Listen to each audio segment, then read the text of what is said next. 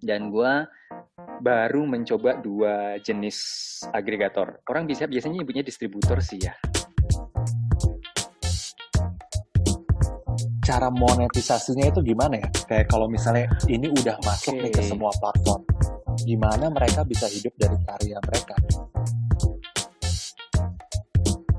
Kita benar-benar fokus ya, mungkin kalau dari buku yang gue baca sih, kita produksi tuh waktunya mungkin 20%, tapi promotnya lebih banyak ya, 80%. Bahkan artis-artis pun pesaingnya bukan artis-artis sesama artis sekarang atau penyanyi-penyanyi yang level mereka, tapi juga semua orang itu semua bisa produksi musik.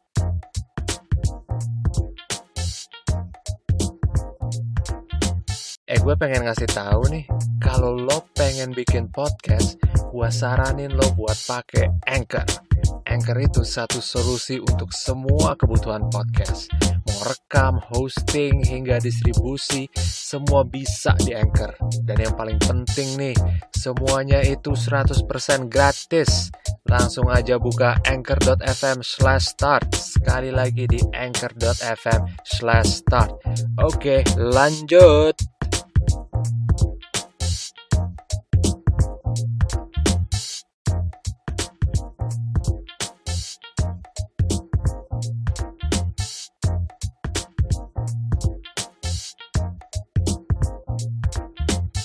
Podcast Bosan di Jalan episode ke-91. Apa kabar semuanya? Balik lagi bareng gue Ram. Hari ini kita lanjut ngobrol sama Mas Ari tentang musik. Buat yang udah lupa, di bulan Mei gue ngobrol sama Mas Ari, dan ini adalah part 2 dari obrolan itu. Ya namanya juga podcast indie ya, lo harus punya konten dibuat sebagai cadangan, karena lo tidak akan pernah tahu kapan lo kehilangan ide atau kehabisan bintang tamu, dan harus inilah mengupload konten-konten lama.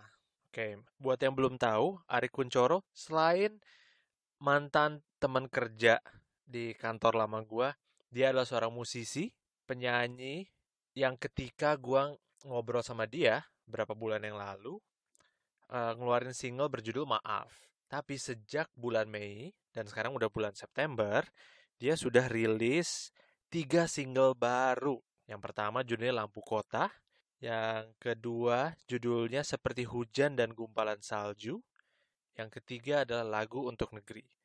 Jadi silahkan ke Spotify, Apple Music, YouTube Music, atau platform streaming pilihan kalian dan cari Ari Kunchoro di sana. Di episode kali ini kita akan ngobrolin lebih tentang cara menjadi musisi indie, cara masukin lagu kalian ke Spotify, ke platform streaming lainnya, dan gimana gunanya sebuah agregator untuk memudahkan kalian sebagai musisi.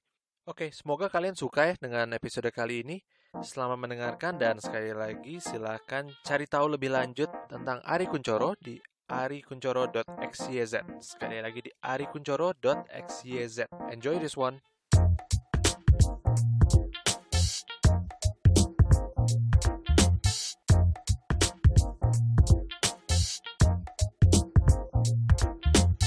Mas, itu kan tadi sempat bilang ya, Mas Ari itu pakai semacam agregator gitu buat distribusiin musiknya gitu. Saya sebenarnya ngerti dikit sih tentang agregator itu. Jadi kan intinya ditaruh di satu tempat, mereka distribusin ke semua gitu kan. Jadi yang kayak Mas Ari bilang, di Spotify ada, di Apple Music ada gitu, dan di YouTube Music segala macam ada lah gitu.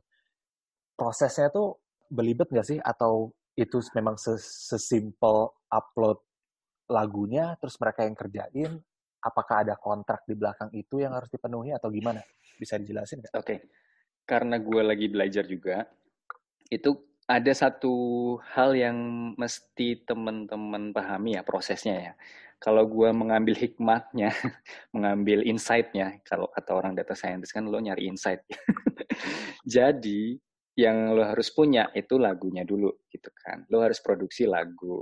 Terus quality-nya juga ada standar khusus. Standar khususnya adalah mesti bentuknya filenya WAV. Kalau lo Ya. MP3 nggak bisa. Jadi WAV terus gue lupa sih size kbps-nya berapa, tapi intinya di situ ada persyaratannya lah gitu. Itu satu, harus punya produksi dulu, harus punya lagunya dulu gitu kan. Standarnya sih kira-kira 3 menit lah. 2 menit masih boleh, 2 menit sampai 3 menit. Terus habis itu kalau udah punya lagu tentunya lo bisa upload langsung. Cuman yang lo harus persiapkan itu ada beberapa. Ya, tentunya judul lagunya pasti. Terus artwork. Nah, ini artwork itu kayak semacam lo bikin postingan feed di Instagram tapi yang bentuknya square gitu ya. Dan itu juga ada minimum pixelnya juga. Terus yang pasti ada judulnya sama penyanyinya siapa gitu. Terus selebihnya lo tinggal masukin beberapa metadata. Cielah kita ngomongin data science banget ya. Mantap, Metadata metadata lagi. yang mana isinya kayak semacam penyanyinya siapa, terus genre musiknya apa, kemudian kira-kira nanti mau dirilis tanggal berapa, dan itu beda-beda ya setiap agregator juga, terus ada beda levelnya juga ketika kita memilih untuk yang basic, kemudian ketika kita memilih yang lebih pro, itu ada beda-beda opsinya. Dan gue baru mencoba 2 jenis agregator. Orang biasanya nyebutnya distributor sih ya, tapi gue nggak kayaknya mirip lah 2 hal tersebut ya. Jadi gue pakai TuneCore, TUNECORE, TuneCore atau DistroKid gitu. Meskipun selain dua agregator itu atau distributor itu ada banyak yang lainnya, termasuk SoundCloud. SoundCloud itu juga menawarkan hal yang serupa gitu ya. SoundCloud Pro tapi namanya, bukan yang SoundCloud biasa. Kita mesti bayar ya. Kalau nggak salah setahunnya $30. Tetapi kalau yang DistroKid itu masih murah ya, $19. Tapi servisnya agak sedikit berbeda ya. Misalkan kalau ngerilis lagu kan, kalau yang basic DistroKid itu kita nggak bisa menentukan release date yang misalkan kita mau rilis 2 minggu lagi. Tapi kalau yang basic, yang di DistroKid, kita harus rilis immediately kayak gitu. Jadi ada jeda waktu itu biasanya untuk kita supaya bisa masukin lagu kita masuk ke playlist yang dimasukin oleh editor-editor di Spotify gitu misalkan. Jadi makin tinggi harga yang lo bayar, itu makin banyak opsinya. Gitu. Tetapi kalau makin rendah tentunya dikit. Makanya gue pakai 2 ya. Kalau TuneCore biasanya gue pakai untuk yang rilisnya gue jadwalin. Tapi kalau yang DistroKid kayak kemarin nih yang tiba-tiba ada inspirasi, gue akhirnya pakai DistroKid yang mana di DistroKid itu gue bayarnya cuma $19 setahun penuh. Jadi lo mau ngerilis 100 single silahkan gitu di situ. Jadi tapi gue sih menimbang-nimbang karena gue juga masih kerja, kemudian ada anak gitu. Kayaknya ya sebisa gue aja, semampu gue aja gitu. Oke. Gitu sih. Berarti ya memang dia jatuhnya kayak sedikit self-service juga gitu ya. Kayak mereka nyediain platformnya, kita nyiapin semuanya, kita kasih ke mereka, dan Yes. ya mereka bantuin distribusiin. Yes. Gitu.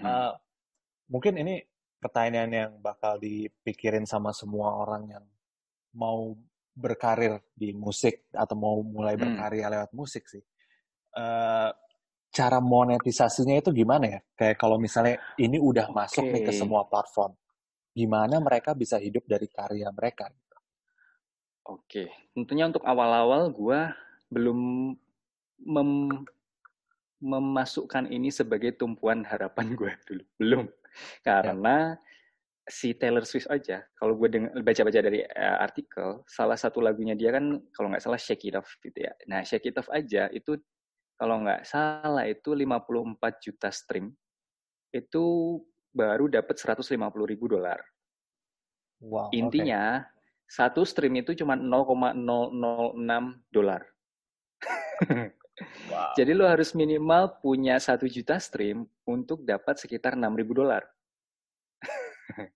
Wow. Kira-kira kayak gitu. Kira-kira segitu ya. Jadi tapi yang gue suka itu kan baru dari Spotify doang ya. Siapa tahu nanti kalau yang lainnya masih bisa. Jadi ya agak sulit-sulit, nggak sulit sih, tapi gue menikmati dengan apa yang gue lakukan gitu. Jadi um, tentunya ada strategi-strategi khusus ya, makanya gue juga sering ngikutin podcast orang-orang um, kayak semacam mantan produser atau mantan manajer artis gitu. Jadi mereka ada yang menyediakan service gitu, misalkan dia bikin buku atau bikin podcast, jadi gue ngikutin kira-kira apa sih strategi-strategi yang bisa dipakai untuk at least lagu kita itu ada placementnya gitu, di mana. Karena kan kalau lagu itu sebenarnya kayak semacam kita akan bisa terngiang lagu yang kita dengar itu kalau udah berulang-ulang, Ram. Menurut penelitian tuh 30 kali baru bisa terngiang. Wow, Terus oke. kalau video mungkin baru 4 atau 5 kali lah gitu. Jadi karena video juga budgetnya lumayan ya, makanya gue kayaknya belum masuk ke video dulu lah. Kalau kemarin gue nanya-nanya ke temen gue yang emang dia videographer itu, ya kira-kira budgetnya 6 sampai 15 juta lah untuk bikin video klip gitu. Tapi gue pikir ya mendingan gue buat yang lainnya dulu. Dalam artian Wow, misalkan buat oke. ads-nya atau buat apa namanya semacam let's say kita uh, minta influencer untuk endorse gitu ya. Misalkan dia masukin ke story-nya dia play lagu kita atau gimana. Gue belum pernah sih terus terang untuk collabs ke influencer, tapi kayaknya itu hal yang bisa dilakukan. Dan yang gue lakukan sekarang itu pakai Facebook Ads dulu sih untuk memperkenalkan. Jadi kalau Ah, Facebook Ads itu bisa pakai oke. Instagram Ads sama Facebook juga. Gitu. Baru itu sih. Yang lainnya itu, yang selamat lebaran itu, at least orang-orang bisa ngedengerin ya. At least Mm-mm. orang-orang yang gue selamatin. Jadi dia at least bisa denger dulu lah lagu itu. Habis itu mungkin dia bisa ngelihat lagu-lagu yang lainnya, dengerin lagu Ini yang lain. insight yang menarik banget sih, Mas, karena Mm-mm. eh, ini jadi perspektif baru buat saya sih memandang musik Mm-mm. gitu karena dengan cara Mas Ari ngejelasin kita ngejual musik kayak ngejual dagangan biasa gitu ya, itu Mm-mm. jadi masuk akal banget gitu kayak dengan Mas Mm-mm. Ari mau nyoba kerja sama influencer lah buat di promote musiknya gitu dan eh, itu jadi masuk akal gitu karena memang jatuhnya musik adalah karya adalah dagangan ya jatuhnya yang akan Betul, ya pengen disebar luasin aja gitu. betul. Ini kebetulan saya jadi ingat ini karena istri saya tuh mulai lagi usaha kuliner gitu. Dia punya usaha Mm-mm. dessert gitu. Dan dia Mm-mm. approach-nya sama juga. Dia kerja sama bareng influencer. Dia kirimin sampel dessertnya gitu buat Ya, di review, buat di Instastory sama mereka gitu. Dan itu ngefek ke jumlah follower yang bertambah, jumlah order yang bertambah gitu. Jadi ya itu cara organik buat numbuhin following ya ternyata memang gitu ya secara secara mau bener banget. mau itu Mm-mm. makanan mau musik ya ternyata gitu. Ya, bedanya kalau musik kan kita produksinya di awal doang nih, Ram. Kalau makanan kita produksi terus kan, kita harus Betul. jaga higienis dan lain Ya. sebagainya. Tapi kalau di musik kan kita benar-benar fokus ya mungkin kalau dari buku yang gue baca sih kita produksi itu waktunya mungkin 20% tapi promotnya lebih banyak ya Hmm. 80% gitu. Jadi misalkan lo bikin let's say 3 bulan produksi ya selebihnya gitu ya dalam waktu mungkin 9 bulan lo promote aja gitu instead of lo produksi.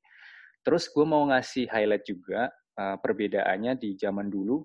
Gue masih ingat banget karena gue juga suka musik emang dari kecil zamannya Eno Lerian, Bondan Prakoso masih jadi penyanyi cilik. Wow. Ya. Jadi mereka kan produksinya kan pakai label ya. Jadi artinya mereka di hire oleh label tertentu sehingga mereka bisa berkarya. Dan itu satu-satunya cara nih, men. Kalau sekarang udah equal nih, semua orang bisa kalau mereka punya bakat dan bagus gitu ya dan punya kemauan tentunya karena Hmm. banyak juga sih orang yang bagus suaranya tapi dia ngerasa nggak pede ada banyak banget sih terus um, semua punya kesempatan yang sama untuk bisa produksi musik bahkan Oke. artis-artis pun pesaingnya bukan artis-artis sesama artis sekarang atau penyanyi-penyanyi yang level mereka tapi juga semua orang itu semua bisa produksi musik kalau zaman dulu kita belinya lewat CD bedanya sekarang lewat streaming aja itu atau download kalau di iTunes bedanya itu dan itu udah mulai sejak tahun 2015-an itu mulai kan Spotify dan kawan-kawannya dan mulai beralih ke situ orang-orang juga cara dengerin musik gitu kan kayak gitu men. Itu poin yang menarik Mas Ari bilang Mm-mm. semua orang punya kesempatan yang sama buat jadi Mm-mm. musisi gitu ya asal ada kemauan dan ada talent. Cuma gimana kalau counter argumentnya adalah oke, kita bisa nih distribusin sendiri, tapi label masih exist kan, masih ada gitu, dan mereka tetap punya Masih, power buat distribusin dengan jangkauan yang jauh lebih luas, sehingga betul. effort yang dikeluarin itu jauh lebih kecil gitu. Jadi kalau misalnya kita tergabung sama label, ada Mhm, hal-hal promotional effort yang kebantu karena betul, network mereka gitu kan. betul, betul banget. Tapi ada plus minusnya ya Ram ya, karena gue sekarang juga masih bekerja dan pastinya akan sulit kalau gue masuk misalkan suatu saat masuk label karena di sana ada kontraknya juga Ram. Artinya misalkan Oh. kalau dia punya karya, dia nggak boleh serta-merta karyanya itu langsung dipublish sendiri gitu, nggak bisa. Jadi Hmm. dia terikat kontrak. Terus kalau misalkan ada promosi-promosi berarti dia wajib harus ikut. Jadi kayak semacam employee-nya label gitu si artis itu. Jadi nggak bisa serta-merta gampang untuk produce lagu. Jadi kalau gue sih ada plus minusnya juga ya.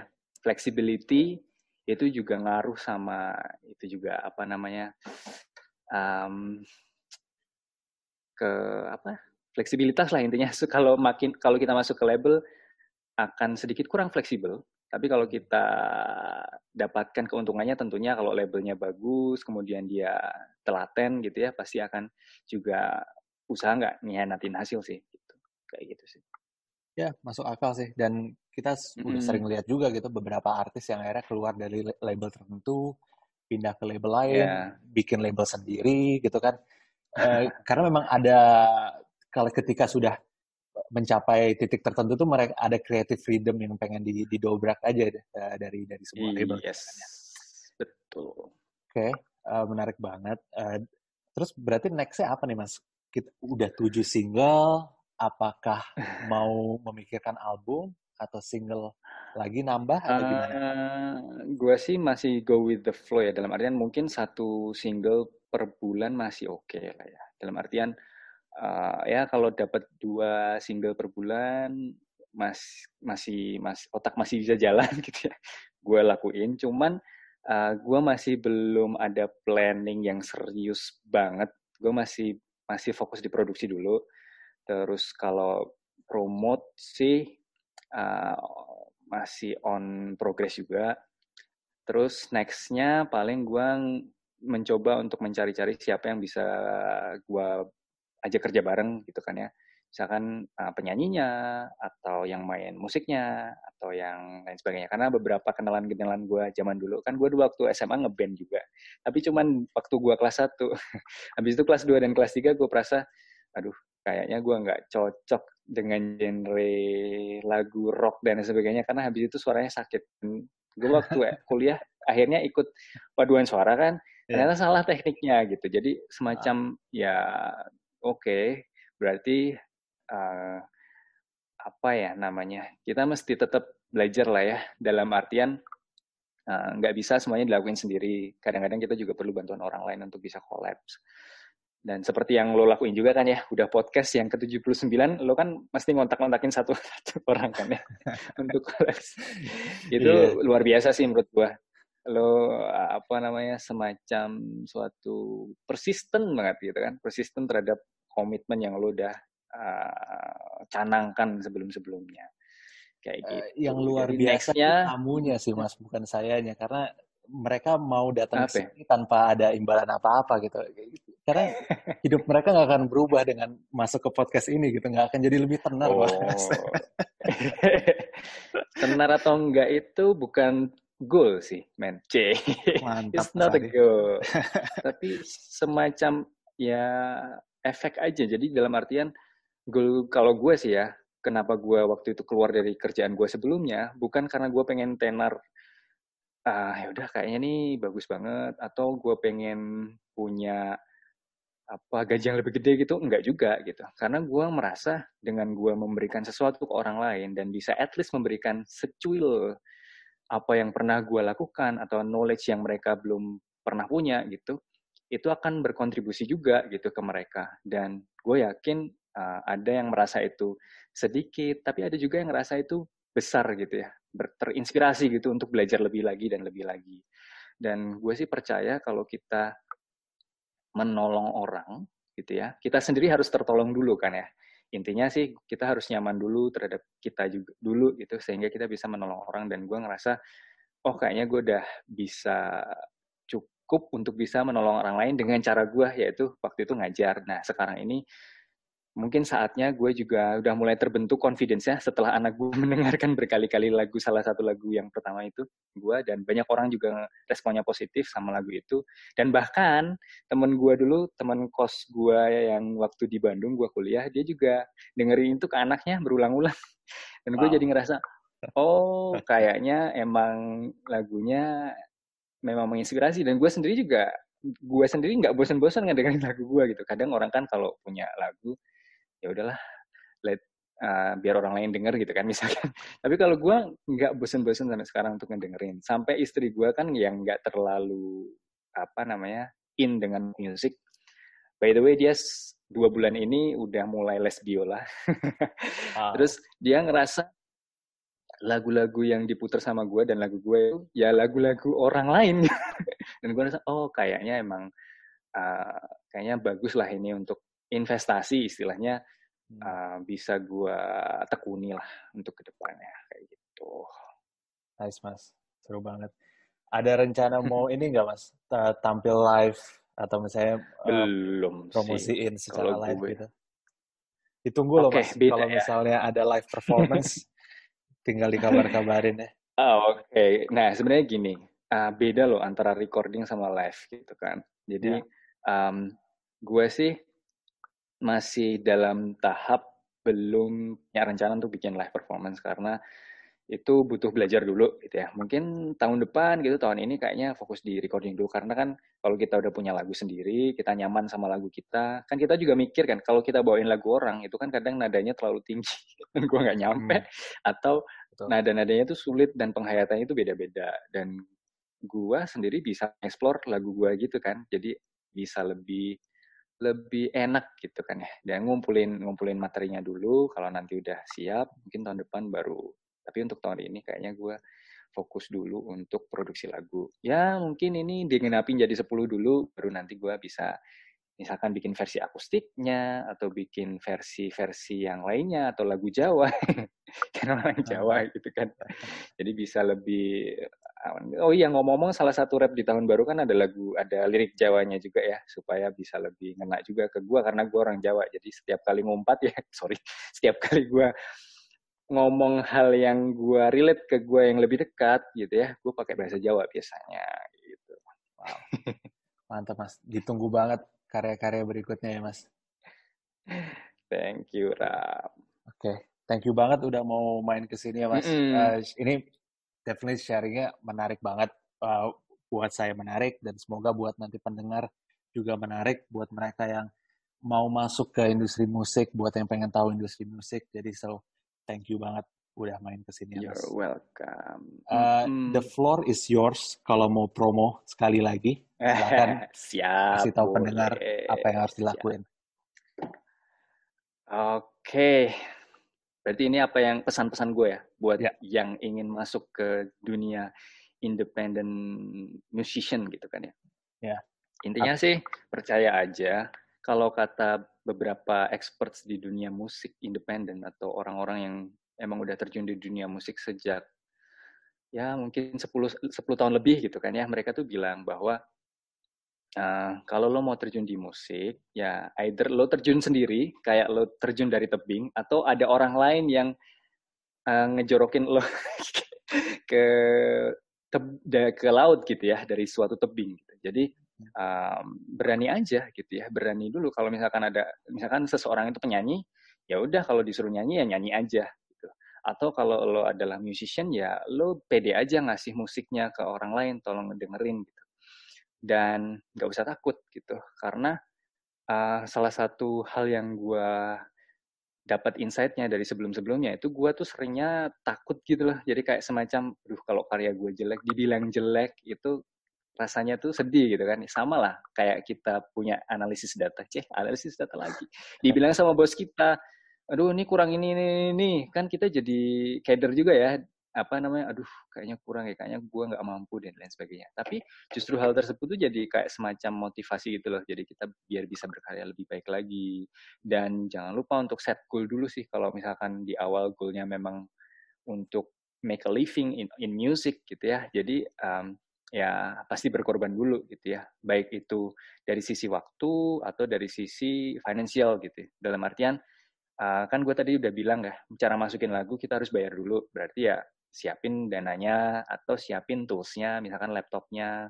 Kalau gue sih saranin pakai Mac karena itu sangat user friendly. Kalau Windows tuh gue belum pernah sih bikin komposisi lagu pakai pakai laptop yang Windows, jadi kayaknya agak sedikit lebih ribet dan kualitasnya juga mesti harus agak ribet lah pokoknya kalau kalau Windows. Jadi pakai aja yang Mac sih menurut gue lebih enak. Terus siapin sound card, terus siapin alat musiknya tentunya, mic-nya yang bagus, jadi kualitasnya juga nggak akan kurang gitu. Jadi siapin, ibaratnya kalau kita jadi petani nih, siapin cangkulnya, kemudian siapin juga nanti pemasarannya gimana. Jadi mau dijual kemana aja, kemudian gimana caranya supaya musik kita sampai ke pendengar. Termasuk dipikirin juga, misalkan kemarin pas Idul Fitri kan, at least orang mendengarkan tanpa merasa disuruh gitu kan ya. Kalau lo ngedengerin lagu yang diucapkan, diberikan sekaligus ucapan, itu suatu hal yang menurut gue bukan hal yang memaksa mereka untuk mendengarkan produk yang lo udah bikin gitu. Tapi ya dengan sukarela aja gitu sih, dipikirin juga strategi. Mantap. Thank you banget Mas Ari. You're welcome Ram, sukses buat podcastmu ya.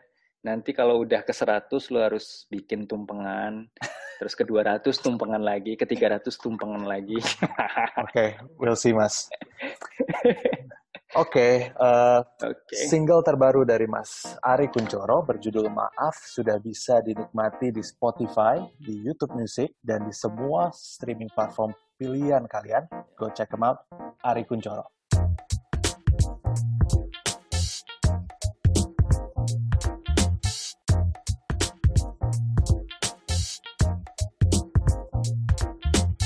Oke, itulah tadi obrolan gue sama Mas Ari Kunchoro.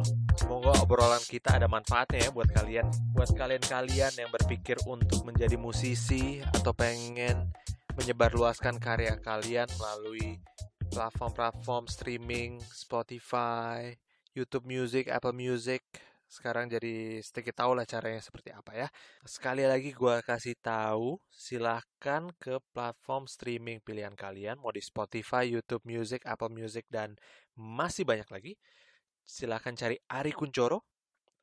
Single-single terbarunya berjudul Lagu Untuk Negeri, Seperti Hujan dan Gumpalan Salju, dan Lampu Kota. Untuk informasi lebih lanjut, silahkan pergi ke arikuncoro.xyz. Sekali lagi, arikuncoro.xyz.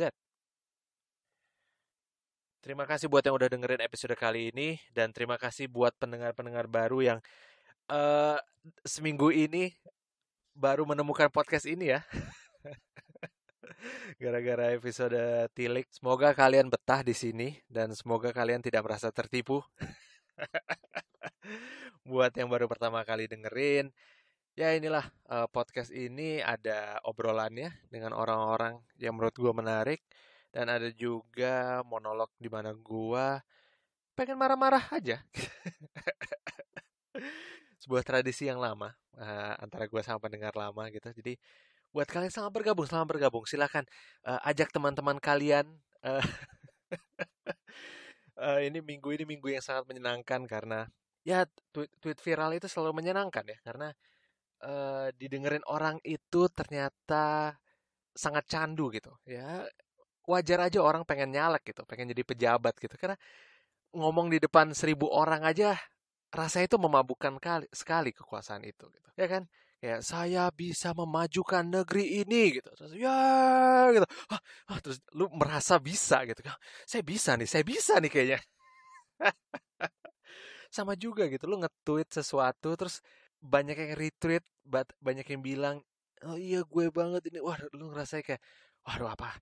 Wah, ini gue apa gue kayak nabi ya?" Tapi ya dari orang-orang yang retweet dan nge-like itu, ya semoga ada yang masuk ke podcast ini ya. Jadi gue ucapin selamat datang kembali. Semoga betah-betah di sini dan jangan lupa dengerin episode-episode yang lain bersama gua dan orang-orang yang sangat menarik. Dengerin curahan dan isi hati gua yang gua pendam selama ini, yang hanya gua curahkan di podcast ini untuk kalian.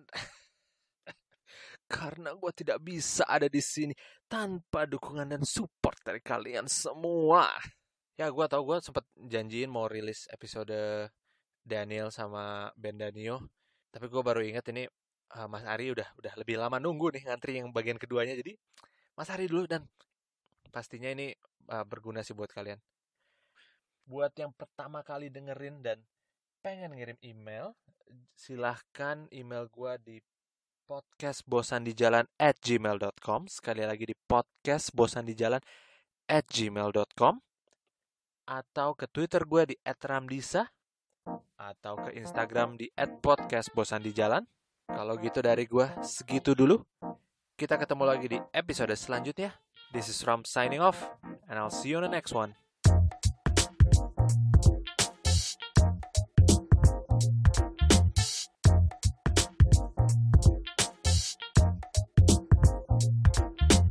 Thank you udah dengerin podcast Bosan di Jalan bareng gue Ram.